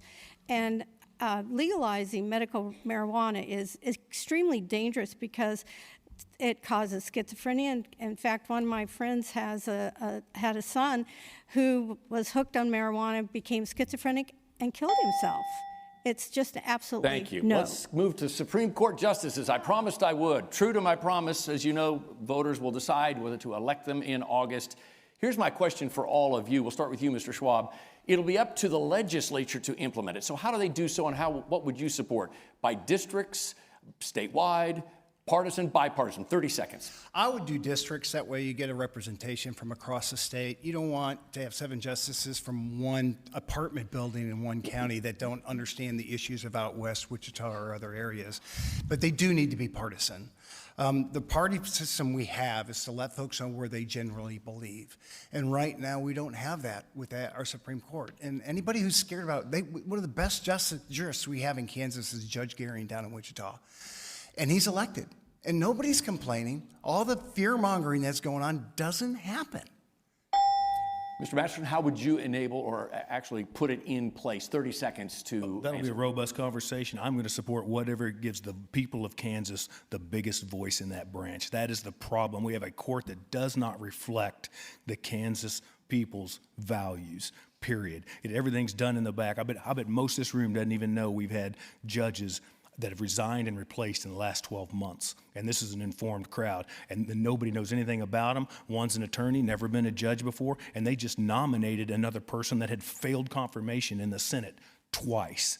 So you are not seeing a court that reflects the will of the Kansas people, and that's what I will support. Ms. O'Hara, 30 seconds. What would you support in terms of putting this amendment in place? I would support statewide for all of them, because any person that, if they have to go before the state Supreme Court, they should know that they have the opportunity to participate in the election of that judge. With Western Kansas being so sparsely populated, we need to make sure that their voice is heard in every one of the election of these 7 justices. And yes, the Kansas Bar Association has had a stranglehold as to who serves on our Supreme Court. We have 6 liberals on our 7 judges. We have only 1 conservative. Thank you. Mr. Sarnicki, how would you implement the law, or the amendment? Well, first of all, I'd like to remind everybody that since our founding as a state in the 1860s through last century, when we changed this, for years and years, we elected our Supreme Court justices. There's nothing to be afraid of. This is what we did for a long, long time. And I've actually been looking at this. I think I would probably go with the districts, but I'm still kind of looking at it. But I would absolutely make it partisan. Absolutely. People need to know if they're electing a Republican or a Democrat or an independent or whomever it may be, that letter needs to be at the end of the name when they're voting. All right, we're gonna tuition next. Let's talk about tuition then. As you know, the Senate, or I should say the legislature, failed to override a bill that the governor vetoed, which of course bans state tuition for undocumented workers. So the question is, would you support that, or would you support providing tuition in-state for those undocumented? Mr. Masterson, 15 seconds. I want to keep moving. I don't support any public benefit going to anybody here present illegally. period. Ms. O'Hara, yes or no? Yes or no? That was SB 254, and Yes or no? And absolutely, it is for tuition and for all public Yes or benefits. no? I need to know. And I supported that SB 254, so no money going to illegal Mr. Sarney? aliens. No. Mr. Schwab? No in-state tuition if you're undocumented. No, I've consistently voted for that when I was in the legislature. All right. We have come to the end of our questions. Thank you for your honest. Let's go ahead and do a quick lightning round. If we could. Oh, all right. We're going to go straight to closing. We're up. You guys spent a lot of time talking tonight, so let's That go was to a closing. fast lightning round. You guys were great. Want to remind you that you can catch our live streaming post show. Just hit that QR code on your screen, and it'll take you right to when we're done here. Each candidate will have 30 seconds. We did a draw. It was random. Mr. Schwab, you'll go first. Sure. The reason why I'm running for governor is because I've done it. I've never lost statewide. And I've had contested races. And I would come in and tell every agency, you're either going to modernize, reduce, or both. We have to modernize state government. I'd also focus on revitalizing our rural communities, whether it's the downtown buildings that are slowly crumbling into the earth or bringing back small manufacturing. And the last thing is the appraisal process and truly address property tax reform. Richard Carlson taught me if you want to do property tax reform, it takes two things, consensus and a Republican governor. I can give that to you. Modernize, revitalize, reduce. Mr. Masterson, 30 seconds to close. Yeah, great. It was great to be here tonight, and as incredibly honored as I am to have President Trump's endorsement in this race. I'm going to spend every day earning the endorsement of the Kansas people. As much as I want to make President Trump proud, I want to make you more proud in what I do as a governor. And when I'm governor, I will wake up every day trying to make your life more prosperous and safe. Please vote for me on August 4th. And God bless you, and God bless the great state of Kansas. Ms. O'Hara, 30 seconds to close. Thank you. I'm running to be your governor to turn Topeka upside down. We need to be focused on serving the people instead of the big moneyed interest with all of the tax incentives that we are giving away. Reduce our spending, really reduce our spending, and abolish property taxes. Thank you. Mr. Sarnecki, 30 seconds. To everyone out there tonight, we have a choice to make, and the contrast could not be more stark. You have the ultimate insider, 20-year career politician, and the outside business leader and job creator. I believe that we need transformational change in the state of Kansas. And I'm respectfully asking for your vote on August 4th so together we can make that change that's so desperately needed. Thank you, sir. Thank you to all our candidates. Great job tonight. Thank you for joining us here. Thanks to Johnson County Community College. Have a great rest of your debate night in Kansas.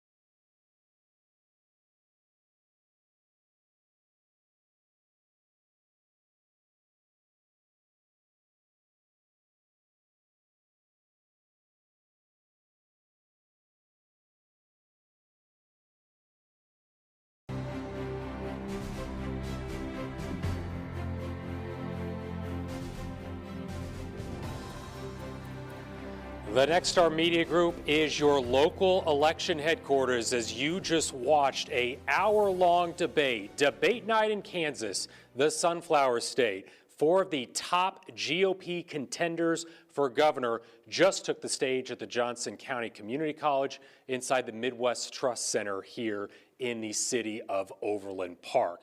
The candidates were Ty Masterson, Philip Sarnicki, Charlotte O'Hara, and Scott Schwab. They all met the requirements of the Kansas Republican Party going into the debate. Of course, the big talker was the fact that President Donald Trump a week ago endorsed State Senate President Ty Masterson from Andover, Kansas. Another big headliner was former Governor Jeff Collier, who announced on Monday he was no longer going to be running in the primary. We have a couple of different guests who join us right now. The first one is Christy Williams, a state House rep from Butler County, the same county as the state Senate president.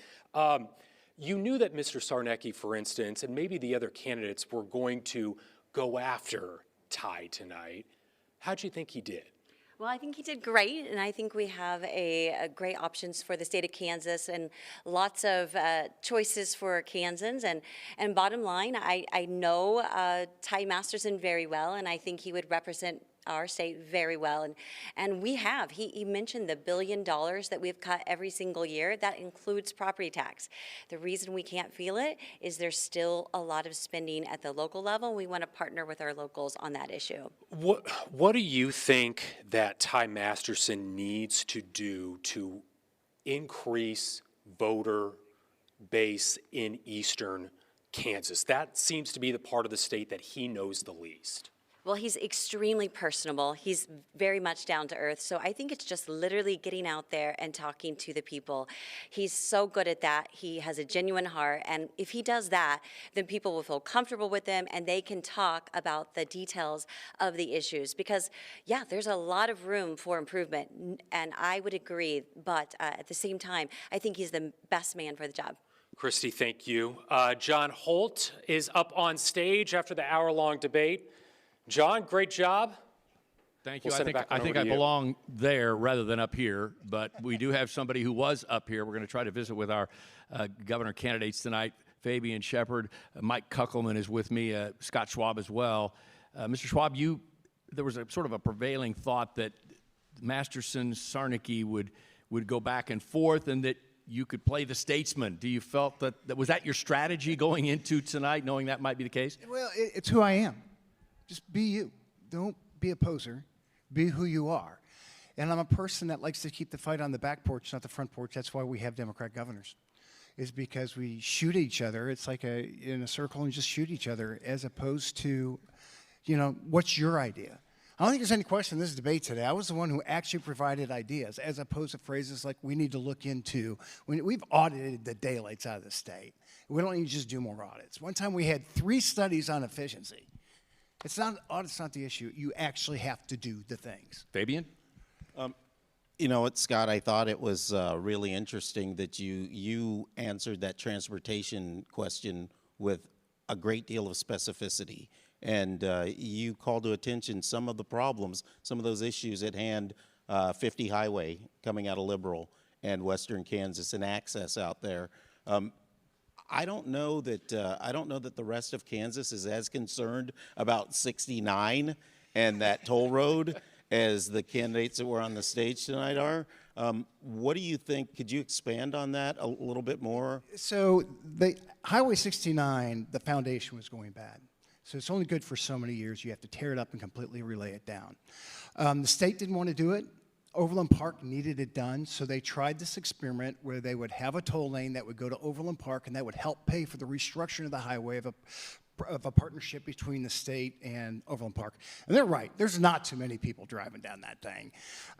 But the highway had to be redone. It is a major artery for this area. And right now, Johnson County is the main economic driver, so you have to give them the highways they need. But you can't do it without honestly understanding what the complexities of grain trucks going down roads 55, 60 miles an hour with no shoulder. That's got to be a priority going forward. All right, Scott, thank you for coming up and visiting with us. Best of luck along the campaign trail. Thanks for taking part tonight. Appreciate you. Hey, appreciate you. Scott Schwab, candidate for governor. And we're going to see if we can round up another one to join us here on stage. In the meantime, Mike, as a former GOP chair, what was your assessment of the conversation up here on the stage tonight? Well, like we talked about before the debate, I think we all predicted it. There were two candidates who attacked each other quite a bit, and that gave Secretary Schwab an opportunity to look more statesmanlike. I'm hoping before the next debate, all the candidates will be well prepared in detail about what they would do for Kansans. I continue to hear problems about property tax. People are very concerned about property tax. I would really like to hear someone give a detailed plan when they talk about property tax, rather than pointing fingers at one another as to why we don't have it. It doesn't matter. The past is the past. Tell us how you're going to fix it going forward. That's what voters want to hear. That's true. The number one thing that everybody in Kansas talks about and wanted to see get done did not get done. So that's a matter of serious concern. Well, we promised another candidate, and we're joined now by Phil Sarnicki from Johnson County. Good to have you here on the stage with us. Thank you. Let's talk a little bit about, it's clear, and this was kind of what I think a number of people were expecting, that you and Senator Masterson would spend time going back and forth. Was that your strategy going into this? I mean, you're focusing on career politicians. Yeah. Well, the strategy, first of all, if you go back and watch the debate, there's nothing personal. I don't have any personal issues with Ty. This is all about his record. This is about his voting record. This is about his record of leadership, or should I say the lack thereof. He has been in office for over 20 years, for over 2 decades. And I just think we need a fundamental change. There are so many states now that have governors who had never run for office prior to running before. People like Glenn Youngkin and Bill Lee and Governor Stitt and Pillen and Burgum. I mean, all these folks. Look up what just happened in Iowa with Zach Lane. And I met with Zach in my office last year. We had a conversation about him potentially running.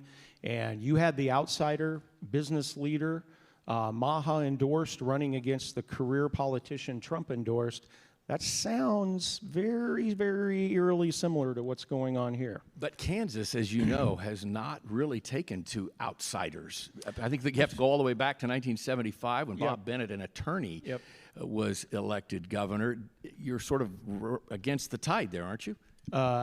No, I think I'm against maybe the historical tide in Kansas, but not the tide of what's going on around the country right now. If you look at all these governors, there were a dozen governors that had never run for office.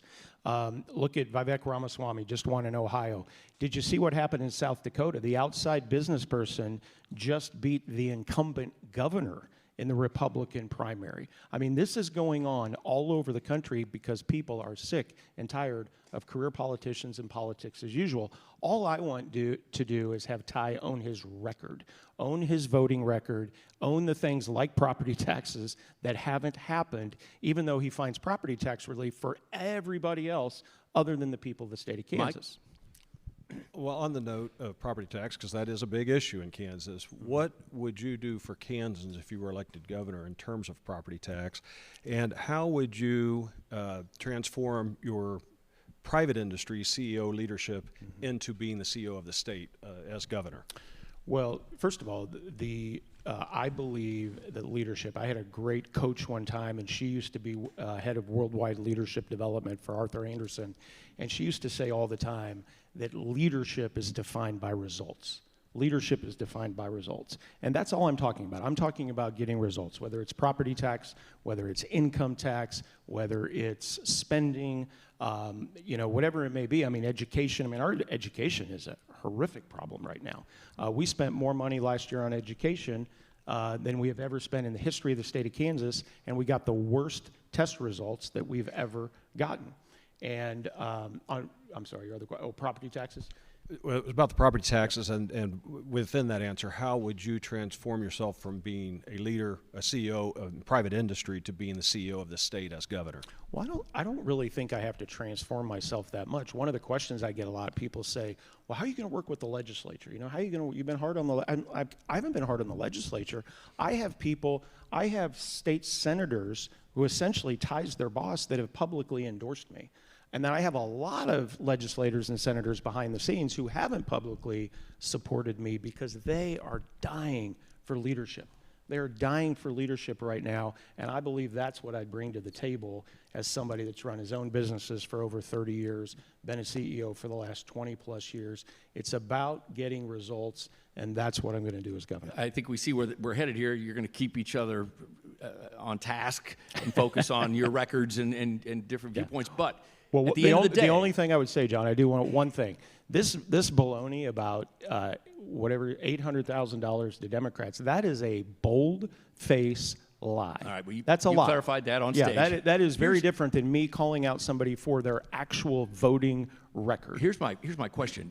At the end of the day, let's say, and I know you signed the unity pledge, right, to be a part of this debate. If Ty Masterson is elected, will you endorse him? Can you support him? Oh, yeah. I will. Then I'll ask him the same question. Yeah. I'll support Ty if he wins. I don't want a Democrat in there.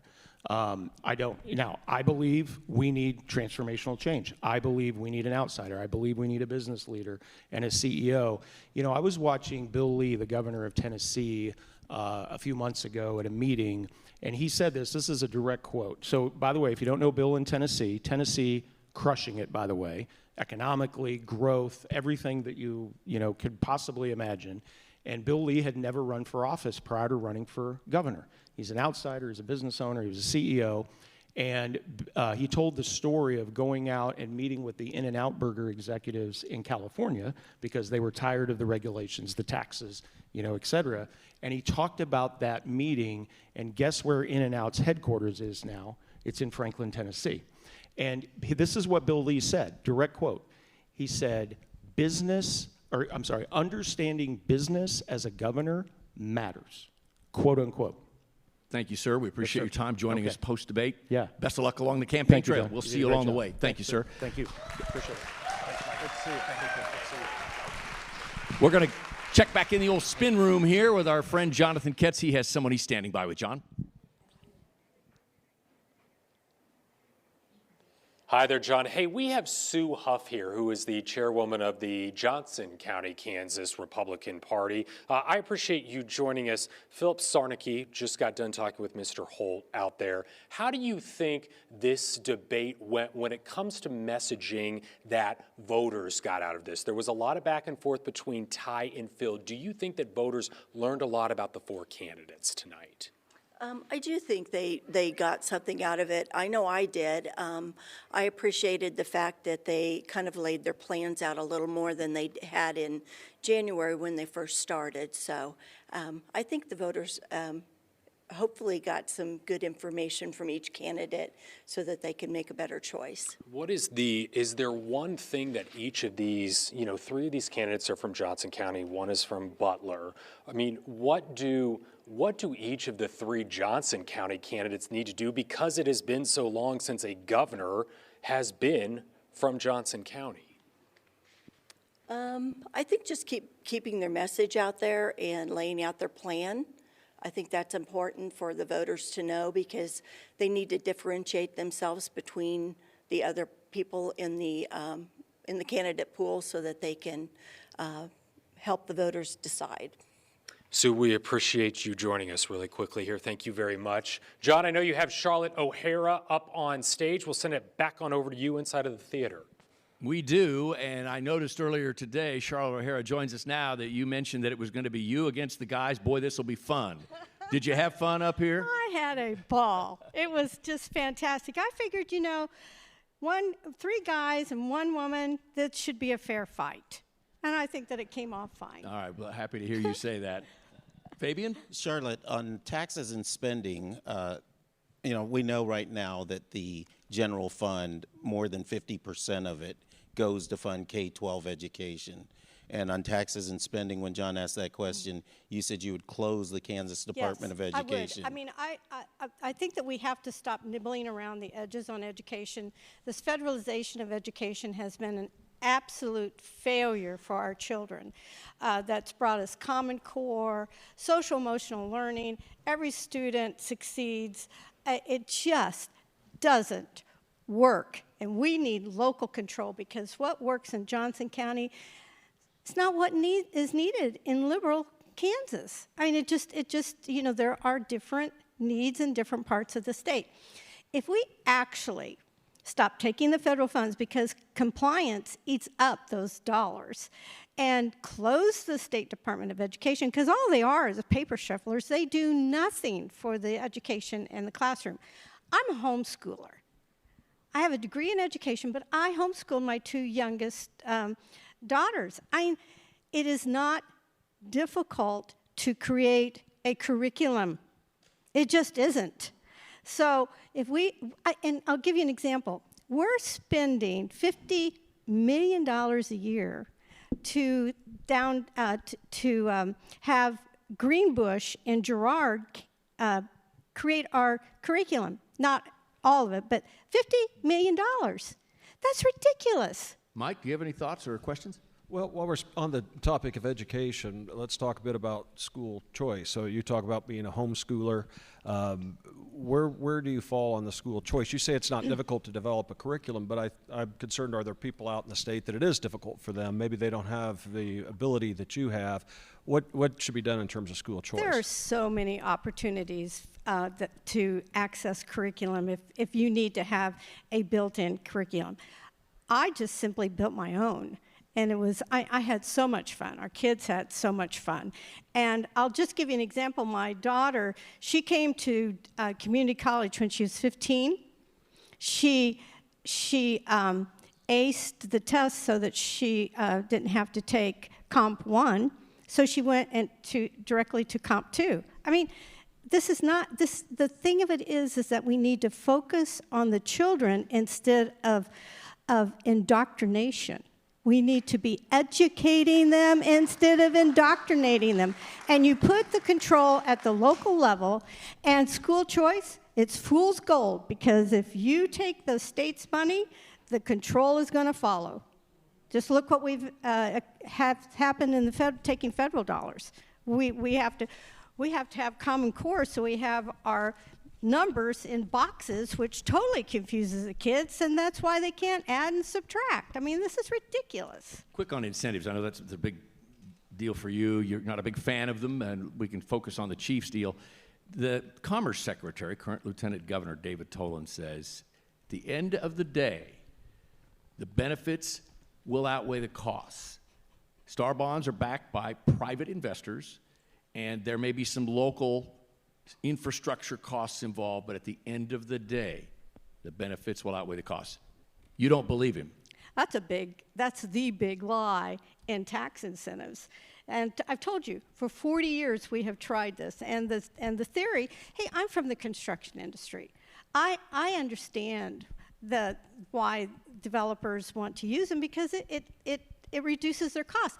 Bankers love it because it reduces the risk. And then you and we get to pick up the tab. The taxpayers' money is going to be paying off those star bonds. It's going to be approximately $6 billion, including interest. And they say, oh, your taxes aren't going to increase, but it's going to be the increase in the amount of sales taxes that's going to go to the state and at the local level. Where do you think that money is going to come from to backfill the costs? Well, the Commerce Department would take exception to that, and they point to Prairie Fire, which, of course, as you mentioned rightly, not here, but I've heard you say it defaulted. They just redid the bonds. They renegotiated the bonds. Taxpayers were not on the lam for that. I call that prairie not on fire.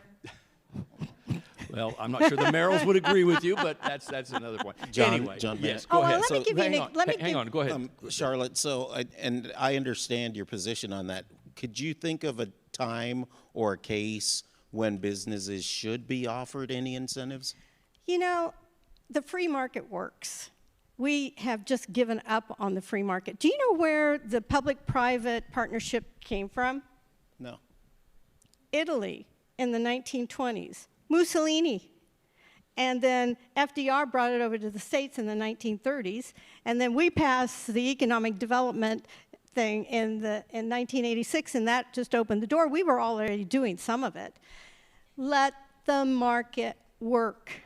I'll give you an example. Sonano out at New Century Airport, the Johnson County Commission, I was the only commissioner who vote no, gave Sonano a property tax abatement. They paid only 30 cents a square foot on their brand new 333,000 square foot building. If you had a 2,000 square foot house, that would be $600 a year. That's how sweet of a deal that was. And do you know what? It has been nearly 3 years since that incentive was given, and that building is empty. Sonano never moved into it. It's a Chinese company. They never moved into it. Charlotte O'Hara, thank you. Thanks for being with us on stage and in the debate as well. It was a delight. Thank you. Thank you for coming in. Appreciate you being here. Guys, let's continue our discussion here. What moment stood out for you, Mike? Anything? Well, the one moment that stood out was when they were talking about the Chiefs deal, because I'm trying to understand whether the Chiefs deal is a good or a bad deal for Kansas. And I know, listening to Ty Masterson, he says it is a good deal. Phil Sarnacki started to say that it was a bad deal, but he also said it remains to be seen. And I kind of agree with his latter statement, that it remains to be seen. I don't know that anybody really knows the absolute answer on that, but I was interested to hear when he made that. It really stood out to me. It does remain to be seen is probably the correct answer. Let's bring John Ketz back in. He has a guest in the spin room. It's debate night in Kansas. John. Hey there, John. We have Mark Hamill here, the former Johnson County Community College trustee, joining us. Mark, you told us that you're supporting Ty Masterson in the GOP primary. Correct. Tell me why. So last year, I actually spent time interviewing every single candidate for the job. I really try to take pride in the fact that I really try to know what's going on, the ins and outs, and not just the sound bites. I think it's really important. And after interviewing everybody, talking to a lot of their spouses and their families and their staff, I ended up going with Ty, and I've been thrilled with the process ever since. That is from somebody who is from Johnson County as opposed to South Central Kansas. I mean, what stood out to you about Ty, maybe more so than the other 3, 4, or 5 candidates in the race? I'd say the number one thing is the unity that he brings to the party. He's really focused on bringing people together. I heard multiple people in the Senate and the House have told me how he works with everybody, even the ones he disagrees with. He gives them the respect going through that process. And some of the other candidates in particular, I feel like aren't going to do the same thing. All right, we have Masterson up on stage again. Mark, thank you. John Holt, we will send it back on over to you. All right, John Ketz, thank you very much. And we're 4 for 4 on candidates tonight. Senator, thanks for joining us on stage. So we had Phil there was a rumor I Sarnacki. wasn't coming. No. We settled that. You were here, and we appreciate that. You made that clear. And you're here on stage with us. Phil Sarnacki spent some time with us here post-debate, and he said the focus needs to be on the fact that you have a record, and it's a record that is not a good one.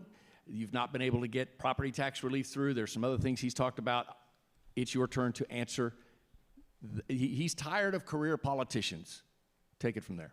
Well, he's sure acting like one. I mean, that's what a typical politician would do, is tear the other guy down at the knees. I've got a record. If you think the things we've done on life, on Second Amendment, I'm endorsed by KFL, our A grading with the NRA, we've lowered taxes, we've saved our girls' sports, we've stopped trans surgeries on kids. I mean, the list goes on and on of what we've been able to accomplish. So if you think that's a disaster, I mean, I'm probably not your guy. Go vote for a Democrat. I didn't hear you say that in the debate, though. You just ticked off a great list of things that you say you've done. You only gave me 15 seconds, John. I had someone in my ear. And I hope you caught that I didn't initiate any of that. There was not one thing that I initiated. So your strategy was not to respond directly. Because it's division. It's dividing. We need a united party. The opposition is not on this stage. The opposition is the Democrats. Mike? Well, when you bring up unity, the question has to be asked to every candidate. If you were not the nominee in August, would you unify and support the Republican nominee for governor?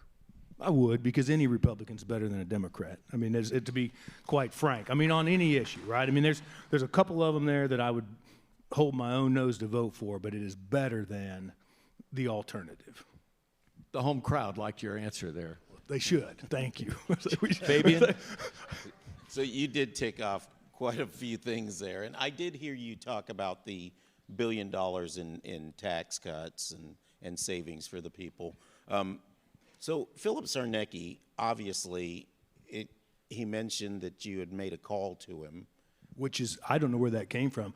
because I did not make that call to him, but I didn't want to call him out on a lie either. Where I hesitations, I don't know if somebody in the party apparatus was trying to feel him out for something like that before they came to me. That might be true, but I did not, and by the way, would not have offered him that spot. Lieutenant Governor's That's what was insinuated. Yeah. That was also so obviously not true. Philip has demonstrated he's a brilliant guy. Very few people have achieved what he's done in business, and a sharp guy. And as you just said, you would support him if he were the nominee. I would. It's a struggle, though. I mean, he didn't vote in any Republican primary at all. He hasn't. That's one thing the Trump people pointed out. They knew Philip had never voted for President Trump in any primary because he didn't show up. So I wanted to ask you this, because this was the moment that stood out the most for me in the debate. Angry Elf.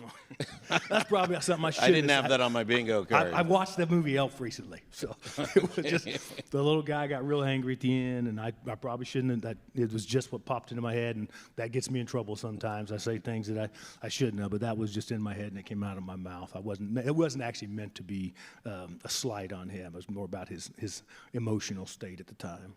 Top of mind, obviously it came out, but here we are, first televised debate. We've got a couple of months left before the August primary. How heated is this going to get as we get closer to August 4th? And is it just going to be you two? What about Scott Schwab, Charlotte O'Hara? I mean, the sense is, the conventional wisdom is, you two are trying to make it a two-man race. Well, I don't think it is a two-man race. I think he's very upset at what happened with the Trump. And he's got a lot of money, so he can make it that way. You know, he can spend a bunch of money trying to turn it into something that's not. I want unity. I don't ever plan to attack Phil, and I won't. I will respond when he attacks me, but I don't ever plan to attack him. I don't attack others. The one Republican candidate that I do feel comfortable going after, and that's Vicky, because I think she has a very different view about politics than I do. Disappointed she wasn't on stage? Very disappointed, because that's who I really want to debate. All right. Ty, how do you think the rumor got started that you weren't going to appear? I think it goes back to all the political consultant class, right, where there was a lot of recommendations of, hey, this is a small group of people going to see it. It's going to be, you don't have any value in being there. But in the end, when I'm hearing this noise, so it's actually most of them counseled that way. But I said, but that's not my brand. I've been fighting for my family and my neighbors and my friends all this time, and so to no-show something like that, I think is a bad idea. So we got here and did it. I knew I was going to take that. I knew that was going to happen. For the record, it may have been a small live audience on a Friday night, but it'll be posted for folks to watch on all of our platforms, all of the stations across the state of Kansas. Debate night in Kansas. There are no excuses. You have a chance to see it. Senator, thanks for joining us. Yeah, thanks for having me out. We appreciate you being here. Thank you. Yeah. See you along the way. All right, guys, we got a couple minutes left here. Just get your final thoughts here as we wrap up on our little post-debate show. Well, I thought it was a great debate for a first debate of these candidates. I look forward to watching in the future to see more debates. Again, I'm hoping to hear in the next debate more detail on policy, what they will deliver as governor. I could do with a fewer attacks. I understand Senator Masterson's point that and I made a note that Sarnacki did immediately attack him from the get-go, and I suppose his point is he had to defend himself. I'm hoping that will go away in the next round, and we can hear real meat on the bone policy, what they will deliver to us as Kansans and taxpayers. Yeah, more substance. That would be nice. And there were a few things that I heard tonight that I wasn't sure how they're going to work. Phil said he would cut income tax and property tax. I asked him about that. How are you going to pay for education? I don't know how that's going to work. I'd love to hear him explain it, because I'm sure he's got an answer to the question. There may be other opportunities along the way, and that's with each forum or debate or whatever, you want to try to move the ball forward a little bit. We tried to do that tonight. I think we succeeded in some ways. Other ways we didn't. You don't want them falling back on their talking points, right? You want to get away from that, and that's what we hope to see down the line. And I think that Scott Schwab actually looked very good this evening. Both of you talked about that on our pre-debate show, and I think he tried to do that. So anyway, guys, thank you. Fabian Shepard, Mike Kuckelman, our two Republican experts. My name is John Holt. I'm an expert at nothing except saying good night, or as we said at the end of the debate, have a great debate night. in Kansas. Thank you.